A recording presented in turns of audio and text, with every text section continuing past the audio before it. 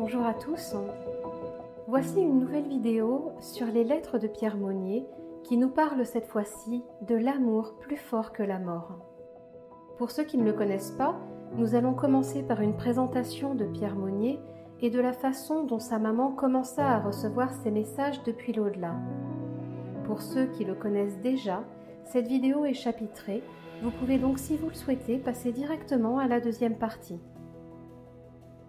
Pierre Monnier était un jeune officier français qui est mort à l'âge de 23 ans le 8 janvier 1915 sur le front d'Argonne.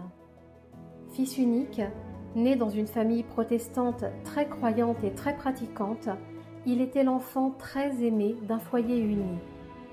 Il jouissait d'une bonne santé, avait fait de brillantes études, mais il avait aussi une bonne éducation chrétienne avec lecture quotidienne de la Bible, prière avant les repas.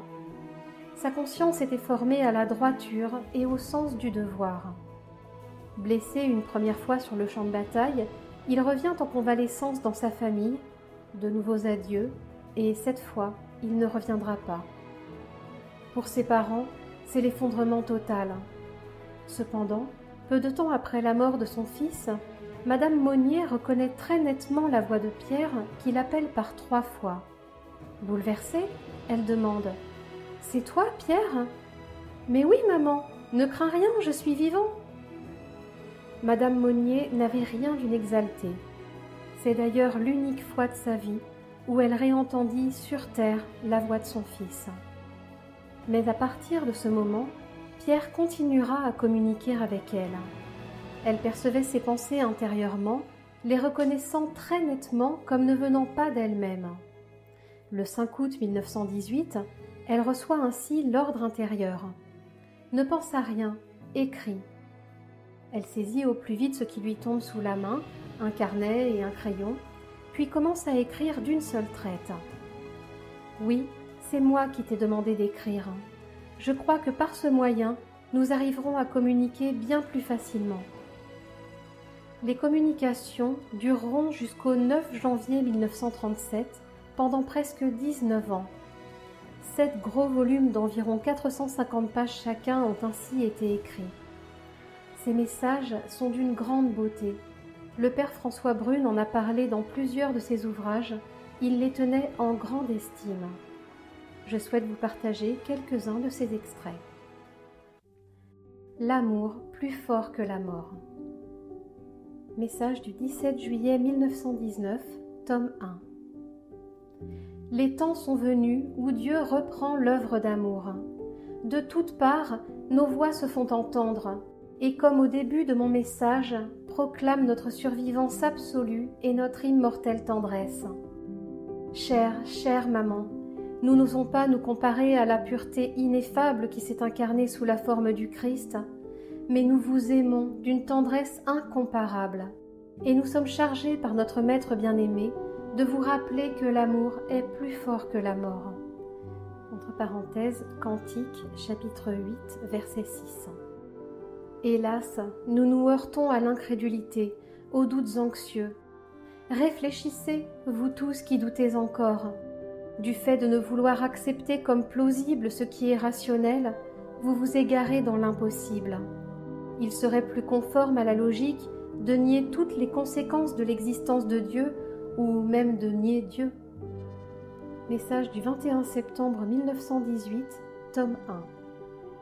C'est un de nos privilèges, quand nous arrivons dans la sphère où je suis, qui n'est pas la première, mais est encore bien loin de celle où l'on voit Dieu face à face, de pouvoir porter la bonne nouvelle d'une manière plus facile pour leur compréhension individuelle à ceux que nous aimons sur la terre.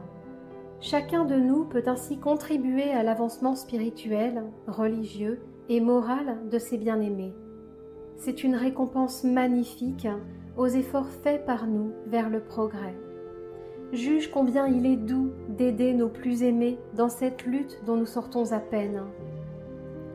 Message du 3 octobre 1919, tome 2. Que l'humanité est à plaindre de ne pas reconnaître ces choses. Il n'est pas de moyen que Dieu néglige pour vous prouver cet amour. Lorsque le Messie naquit à Bethléem, les armées célestes avertirent les hommes. Pourquoi seraient-elles maintenant silencieuses? Non, chère maman, les soldats du Christ agissent et vous parlent, comme autrefois, mais vous avez perdu le mysticisme sacré qui vous permettait de sentir leur présence. Le dernier soupir du Messie sur la croix a déchiré comme une tempête le voile du temple. L'invisible clos, seul connu par l'ancienne alliance, dorénavant est ouvert. La communion avec le ciel ne doit plus conserver de mystère. Nous vous apportons les prémices de ce jour qui n'aura pas de fin. Christ est la lumière. Dieu, devant le tremblement de votre attente, nous envoie, tout imprégné des lumières de nos sphères, pour vous faire prendre patience et courage.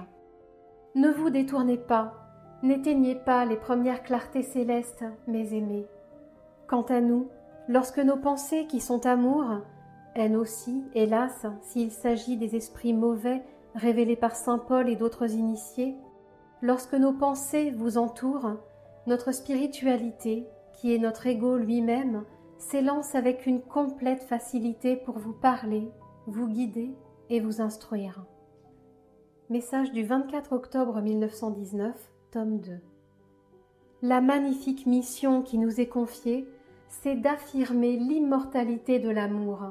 Et ceci contient la réponse à toutes les anxiétés des hommes. Si Dieu nous envoie vous rappeler d'une manière si pressante l'obligation d'aimer, c'est que l'heure est venue.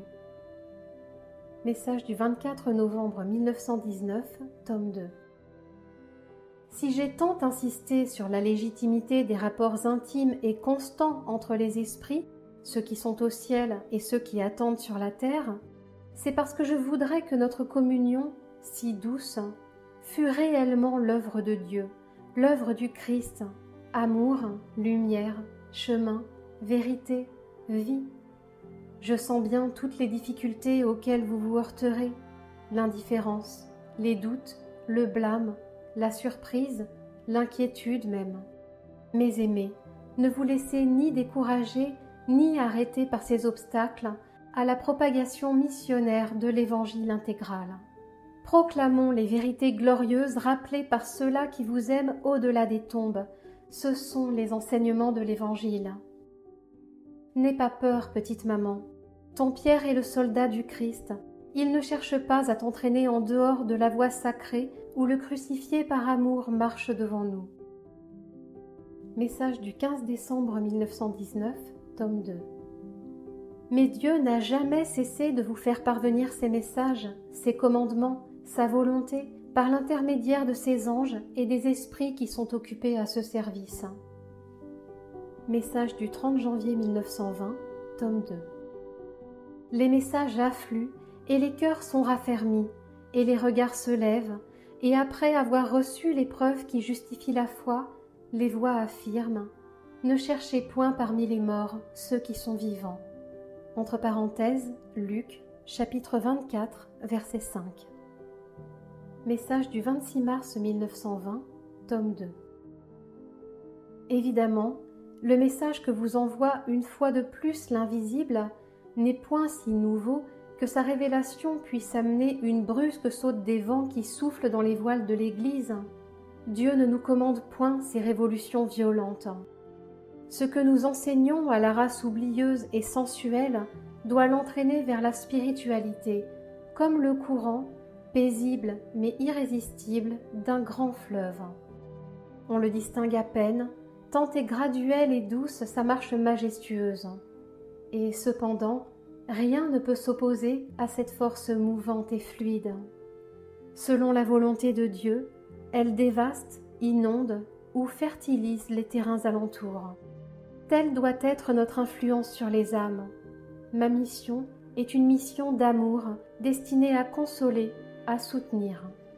L'enseignement si pur que nos voix vous répètent, dont nous avons reçu la révélation de la bouche même du Christ et de ses serviteurs évolués, c'est l'évangile d'amour, qui seul vous fera comprendre le but de la vie, de ses douleurs, de ses joies et les promesses radieuses garanties par la personnalité divine du Christ Sauveur et par sa croix.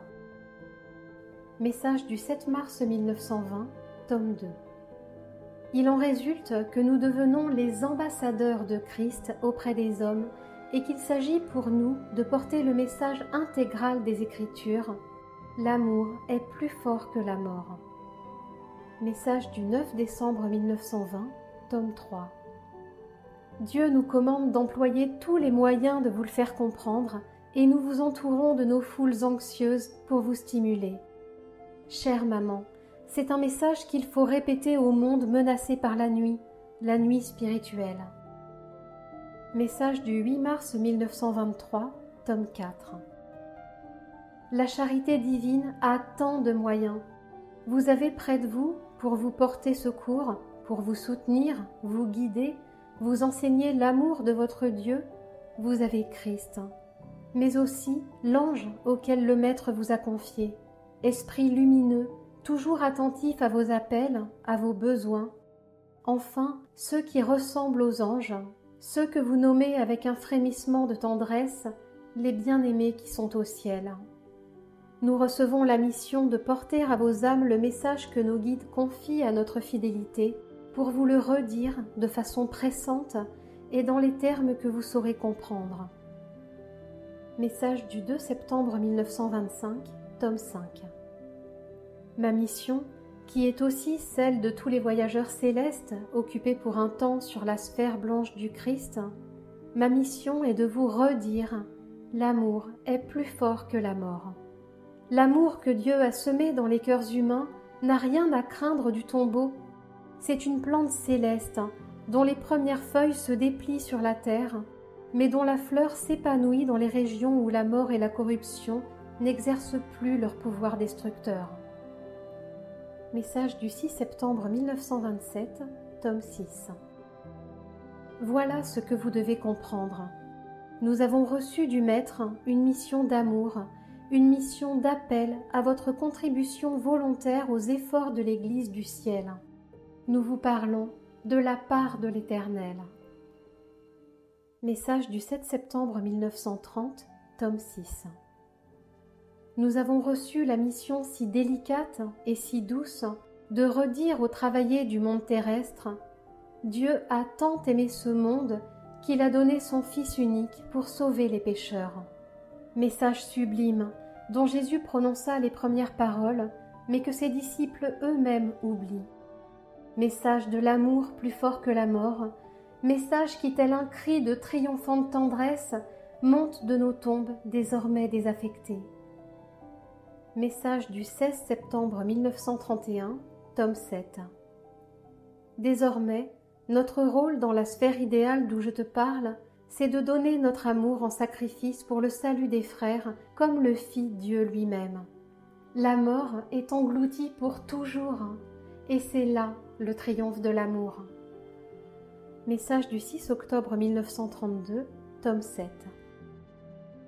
Il n'est pas de plus grande puissance que l'amour, car Dieu en est la source inépuisable. Vous pourriez accomplir des miracles qui, actuellement, vous confondraient si vous saviez utiliser ces ondes et ces vibrations de l'amour réciproque. La destruction de la chair laisse intact ce poste émetteur et récepteur en même temps, si je puis ainsi dire, pour me faire comprendre. Il est donc tout à fait normal que l'émotion d'une âme recherche l'émotion d'une autre âme bien-aimée. Ce lien tout spirituel n'est pas atteint par la mort. Au contraire, la communion des esprits est un fait, car ceux que les regards de la terre ne savent plus voir restent accessibles à l'amour qu'ils reçoivent et qu'ils donnent. Quelle objection peut-on opposer à la possibilité de capter les ondes mystérieuses qui traversent les espaces infinis ? En somme, ceux qui ne savent pas recueillir le message de la tendresse sous une forme ou sous une autre sont de rares exceptions. Message du 7 octobre 1932, tome 7. Le jour approche où tous se prosterneront devant la révélation de l'amour plus fort que la mort.